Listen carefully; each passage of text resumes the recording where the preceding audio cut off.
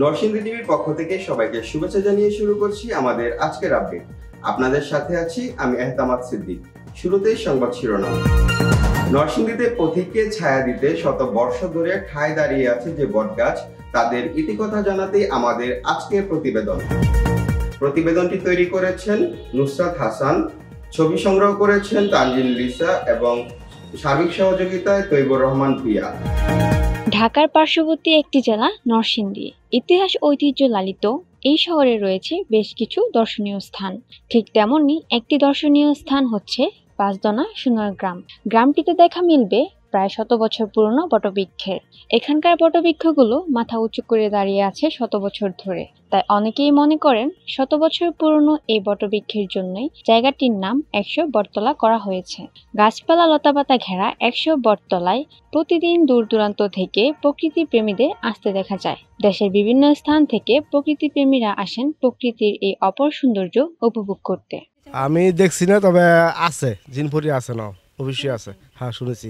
আমরা ছোটবেলা আগে আইতো না, হ্যাঁ জিনপুরিতে আইতো। আবার সাপ আছে বিরাট বড় একটা সাপ আছে, এটা ওখানে দেখা যায় না, আগে দেখা যেত। এমন একটা গাছ আছে, গাছের গোড়াতে চাইছে মাছে আর পূজা করে, পরে শেষ করে থাকে, পরে এই মেলাটা আর কি। আমার সাথে করছে বলতে ঠিক দুপুর 12:30টার দিকে আইছিলাম, মামা বাগিনা আইসি। ওরে মামা একেবারে চাইকে রয়েছে, একেবারে পরির দিকে চাই রয়েছে। আমি কি দেখাস কি, হ্যাঁ আমি দেখতেছি পরির দিকে পুরা তাকাই রয়েছে, কিন্তু আমি দেখি না, হ্যাঁ দেখছে ঠিকই। ওরা হ্যাঁ লগে বর করছে। আর নয় ভাড়া বাড়ি, এবার ভাড়ার টাকায় নিজের বাড়ি, নগদ অথবা কিস্তিতে বুকিং দিয়ে আপনিও হতে পারেন একটি ফ্ল্যাটের গর্বিত মালিক। নদী বাংলা গ্রুপ, সঠিক নির্মাণে অঙ্গীকারাবদ্ধ।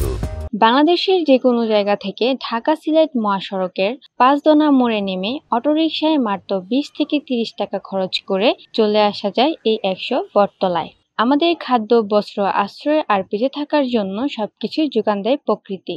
কিন্তু আমরা মানুষ নিজেদের স্বার্থের জন্য দিনের পর দিন তাদের উপর অত্যাচার চালিয়ে যাচ্ছি।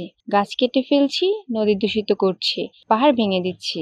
কিন্তু আমাদের মনে রাখতে হবে, প্রকৃতির ভারসাম্য বজায় রাখাটা আমাদের নিজেদের জন্য জরুরি।